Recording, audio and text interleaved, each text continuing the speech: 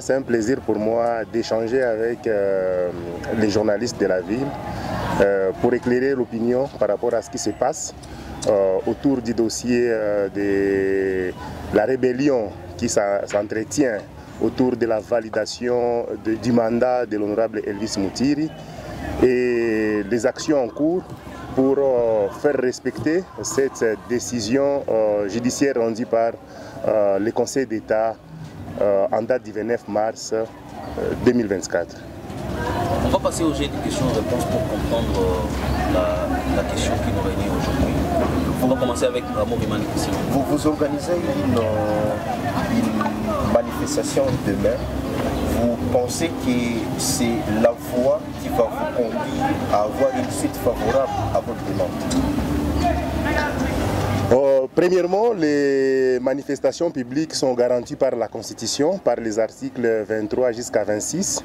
Et tout citoyen a le droit de manifester son indignation, son ras-le-bol face à une injustice qui s'installe et qui s'observe progressivement mais dangereusement à l'organe délibérante de la province du Nord Kivu. Il revient aux autorités politiques, administratives, judiciaires de tout mettre en œuvre pour que la décision prise par le Conseil d'État sous l'arrêt REA 196 qui a confirmé l'arrêt 067, RCE 067 de la Cour d'appel qui avait invalidé l'honorable Kambale Nzoundi et avait confirmé, donc avait proclamé élu de manière définitive l'honorable Elvis Mutiri Wabashara. Donc pour nous, la marche, c'est un moyen de droit, nous reconnu par la Constitution, pour exiger l'exécution de l'arrêt qui est devenu définitif, obligatoire et exécutoire. Donc nous nous indignons face à cette rébellion parce que la rébellion c'est une infraction pénale dans les chefs de ceux-là qui s'opposent à l'exécution d'une décision judiciaire devenue obligatoire. C'est ça l'essence de notre marche. Notre ville est déjà en proie à l'insécurité grandissante. Il y a une forte criminalité et la ville est asphyxiée par le mouvement terroriste M23. Il est inadmissible et anormal qu'une autre insécurité judiciaire puisse s'installer parce que certains acteurs, par manque d'élégance politique, veulent empêcher un élu, un député proclamé définitivement par la Cour de siéger. Et nous, en tant que cadre de l'ADER et base de l'honorable Elvis Mutiri, nous n'allons jamais accepter ça. Nous n'allons jamais accepter cette injustice. Je suis Gershom Mohamed, je suis de l'équipe Parole Authentique. Merci. Vous appelez ici. Vous amenez les gens dans la rue alors que la ville de Goma, il y a des armes qui circulent et on tue déjà tout le monde. Ne craignez-vous pas pour la sécurité des gens que vous allez amener dans la rue? Comme je l'ai dit au départ, les manifestations publiques sont garanties par la Constitution. Et nous sommes sous le régime d'information. Donc, nous avons informé l'autorité par la lettre que nous lui avons remise dans la journée d'hier et il a accusé réception. Il lui revient de nous garantir la sécurité. La loi portant organisation de manifestations publiques dispose clairement qu'il revient à l'autorité de prendre des dispositions nécessaires pour qu'il n'y ait pas de dérapage et pour que la manifestation se passe sans incident, sans violence. Nous sommes conscients du danger, nous sommes conscients des risques, nous sommes conscients de la circulation des armes dans la ville et combien l'insécurité est grandissante. Et pour éviter tout cela, les autorités doivent en toute urgence intervenir pour régler cette question. Parce qu'il n'y a rien qui peut bloquer la validation du mandat de l'honorable Elvis Mutiri. On nous parle de deux arrêts. C'est une manœuvre dilatoire. Il n'existe pas deux arrêts dans les dossiers Mutiri Nzuhunzi. Et cette manœuvre, nous ne sommes pas d'accord et nous n'accepterons jamais cette injustice. Je m'appelle Colin Aganze, je suis journaliste à la radio UFM. Une petite question, vous appelez la population à manifester demain. Avez-vous épuisé toutes les voies de règle pour prendre la marche comme votre moyen de faire écouter votre voix? La deuxième préoccupation, c'est celle de savoir qu'est-ce qui, selon vous, bloquerait la validation du mandat de l'honorable Mutiri par l'Assemblée provinciale.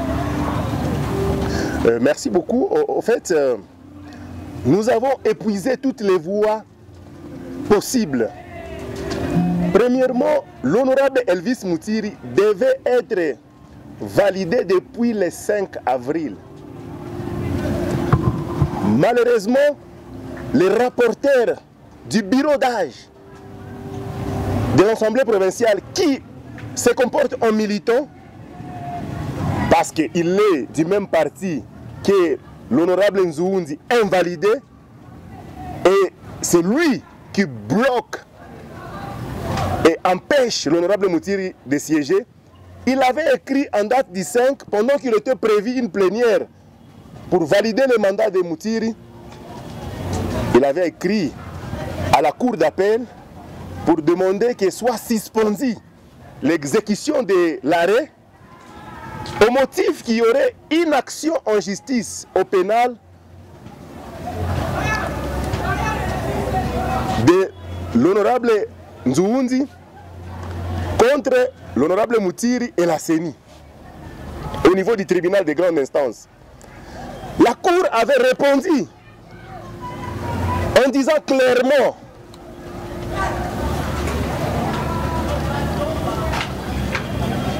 au rapporteur de l'Assemblée que l'arrêt du Conseil d'État est obligatoire et exécutoire et n'a pas un caractère suspensif. Donc aucune action en justice ne peut suspendre l'exécution, ne peut permettre la suspension de l'exécution de cet arrêt rendu par le Conseil d'État. Et avait demandé au bureau de l'Assemblée de procéder à la validation de l'honorable Mutiri. Et vous avez vu, vous tous, dans le média, en date du 10 avril, un communiqué signé par les rapporteurs qui invitait les députés à la plénière pour la validation du mandat de l'honorable Mutiri. Parce qu'en exécution de l'arrêt rendu par le Conseil d'État. Mais malheureusement, dans leur manœuvre d'empêcher un élu de siéger,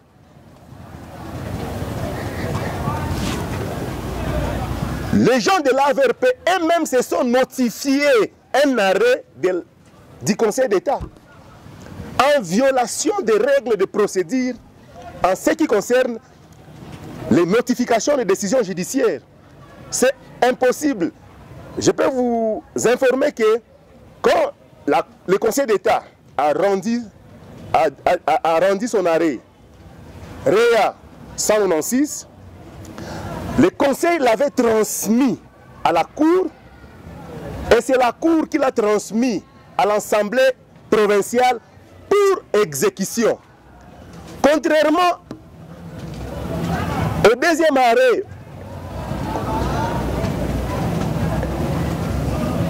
a été déclaré irrecevable. Donc, le deuxième arrêt décrétant l'irrecevabilité de l'appel du regroupement AMSC contre AADA de l'honorable Nzoundi a été notifié directement à l'Assemblée nationale. Donc, et même parce que le bureau, tous, le bureau d'âge, tous, ils sont de l'AVRP, ils se sont notifiés eux-mêmes pour créer la confusion et trouver un prétexte pour empêcher un député élu de siéger. Pour nous, nous pensons que pour la paix et la tranquillité, mais aussi la cohésion entre les composantes ethniques de la province, nous avons choisi ces moyens aussi des droits pour demander à l'autorité d'intervenir en toute urgence. Alors, je suis journaliste de dépêche. Alors, j'ai deux petites préoccupations. La première, c'est de savoir, on accuse le député Moutiri d'avoir usé de son influence et de son argent pour valider M. Nzoundi est préfet qui n'a même pas de moyens financiers. La deuxième question, c'est celle de savoir, pour la cohésion de la province, est-ce que Moutiri est prêt à désister et à laisser les combats pour laisser Moutiri siéger au l'Assemblée? Je ne comprends pas, pour laisser Moutiri et pour laisser Nzoundi. En fait, c'est ce que j'aimerais dire premièrement à l'opinion et à vous, journalistes, est que la CENI publie les résultats provisoires et il revient à la cour d'appel après avoir épuisé tous les contentieux de publier la liste définitive des élus provinciaux. Et la loi demande à chaque regroupement qui a présenté un candidat ou un candidat indépendant de saisir la justice au cas où il pense que les résultats de la CENI ne sont pas justes. Et c'est ce qu'a fait Moutiri, pas seulement Moutiri. Je vais vous rappeler que cette ville était surprise de la proclamation de Nzoundi comme élu. Tous les sondages, tous ceux-là qui sont passés pour voir les résultats dans les différents bureaux de vote, nulle part Nzoundi, on le voyait, même pendant la campagne, il était absent. Moutiri, son équipe, sa stratégie, après vote, il y avait dépouillement. Après dépouillement, la CENI affichait les résultats dans chaque bureau de vote. Et chaque candidat passait bureau par bureau pour récolter ses voix. Et Moutiri l'a fait. Tous les témoins avaient l'obligation de rapporter le preuve, donc les photos des fiches de résultats affichées dans le bureau où il était affecté. Et c'est ce qui nous a permis de constituer notre centre de compilation et on a créé notre base de données où on complétait le voix de l'honorable Moutiri, mais aussi de nos challengers. C'était une surprise amère de voir Moutiri ne pas être proclamé élu provincial dans cette ville. Fort de nos preuves, nous sommes allés en justice. Il ne s'agit pas... Ceux qui disent l'argent, ceux qui veulent jouer à la victimisation, ceux qui parlent de l'influence, ce sont de mauvais perdants. Au niveau de la Cour, pourquoi ça bloque si c'était une question d'influence ou d'argent? Mais Nzoundi est du parti d'Nzangi, qui est ministre national. Moutiri a amené des preuves certifiées par la Cour de sa victoire électorale. Et c'est sur base de ces preuves, parce que la CENI n'a pas été capable de prouver l'élection de Nzoundi. J'ai l'arrêt avec moi, vous pouvez le lire, vous comprendrez que la CENI n'a déposé aucune preuve de l'élection de M. Kambale Nzoundi. Et Moutiri a déposé les preuves et le juge a dit le droit, parce qu'il est le juge de la vérité et de la sincérité des urnes. Et c'est ainsi que le juge a proclamé Moutiri comme élu. Parce qu'on s'est rendu compte que la publication de la CENI n'était pas juste. Ça n'a rien à voir. Et au niveau du Conseil d'État, la requête de AADA, encore une fois, a été jugée recevable, mais non fondée, faute de preuves. Il a été demandé aux amis de AADA d'apporter des preuves contraires attestant la victoire de M. Nzoundi. Et pour les électeurs de Moutiri, pour sa base, pour son parti et son regroupement, c'est le triomphe de la justice. Et ce qui reste seulement, c'est l'exécution des arrêts de la Cour et du Conseil d'État. La deuxième préoccupation n'a pas répondu. C'est la cohésion de la province. La cohésion de la province passe par la vérité et la justice. La vérité est que Moutiri a gagné les élections et il a été proclamé définitivement élu. Ce sont les acteurs en manque d'élégance, de fair play, nos frères de l'AVRP qui doivent accepter leur échec et tourner la page et permettre à ce que les institutions puissent fonctionner normalement. Sans cela, c'est vouloir déstabiliser. Ce qui déstabilise, ce ne sont pas les cadres de l'ADER. Ce n'est pas Moutiri. D'ailleurs, Moutiri est resté silencieux. Il a suivi toutes les voies possibles. Vous allez vous rappeler qu'après la publication des résultats par la CENI, Moutiri avait communiqué. Vous l'avez vu, vous êtes de la presse. Il avait écrit un message de remerciement à la population. Et puis il a suivi les voies de recours possibles. Nous ne nous sommes pas agités, nous nous sommes comportés en homme d'État et la justice nous a rétablis dans nos droits. Et pour la cohésion, je demanderai à l'excellence Mwindo Nzangi, que je respecte énormément, pour avoir travaillé avec lui plusieurs années, disait de son élégance politique qu'il a toujours caractérisée. De demander à ses lieutenants qui composent actuellement le bureau d'âge d'exécuter la décision rendue par le Conseil d'État et qui proclame Moutiri définitivement élu dans cette province. Ça en vaut pour la paix, pour la tranquillité publique dans cette province. Je sais que l'excellence Nzangi ne pourra jamais permettre que la cohésion sociale puisse être perturbée dans cette province, juste et soutenir les désordres et la rébellion. J'invite les rapporteurs de l'Assemblée provinciale à accepter que cette province a besoin de la paix. Les composantes ethniques de cette province ont besoin d'y vivre ensemble.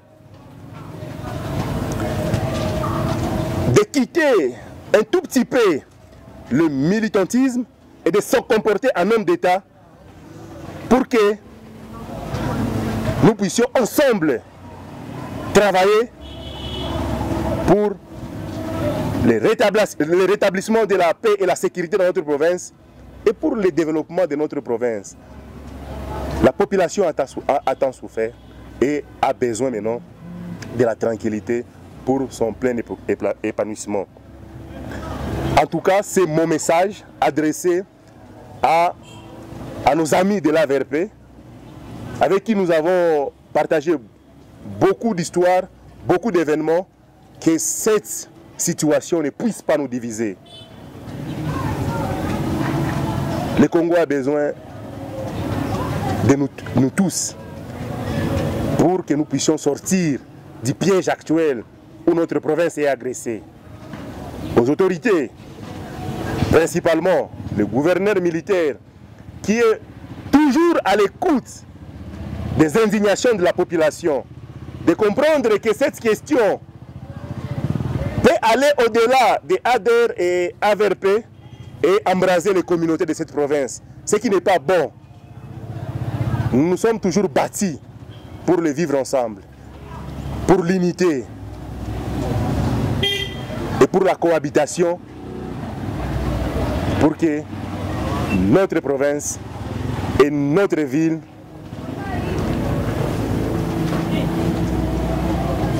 puissent sortir du chaos actuel. Merci beaucoup. Une dernière question, Freddy. Une dernière question. Je suis Freddy Rukunangiza. Je suis du groupe Parole Authentique qui vous a convié à cet entretien. Il y a certainement qu'il y a des tractations au sein de l'hémicycle provincial. Vous avez fait un pari gagné déjà au niveau de la justice. Vous empruntez déjà la voie de l'ARI. Si une fois, que comptez-vous faire si une fois votre manifestation n'est pas autorisée par l'autorité urbaine? Premièrement, la Constitution ne dit pas, ou les lois du pays ne disent pas que l'autorité doit autoriser ou interdire une manifestation. C'est vrai, nous sommes sous état de siège, un régime exceptionnel où certaines libertés publiques sont limitées.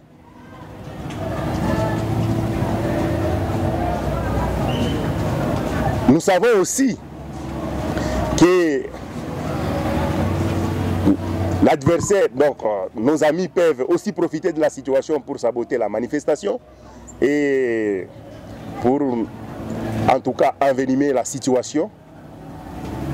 Et ce dont nous n'avons pas besoin, ce que nous voulons, c'est qu'au travers de notre lettre, au travers de notre message, que les autorités puissent nous écouter. Que les autorités comprennent les dangers qui nous guettent. Si l'autorité nous invite et pense que la situation ou le contexte sécuritaire de la ville ne permet pas qu'il y ait une manifestation, nous irons à sa rencontre et nous prendrons une décision. Et nous reviendrons vers vous pour vous signifier si l'activité est suspendue, annulée ou maintenue. Merci.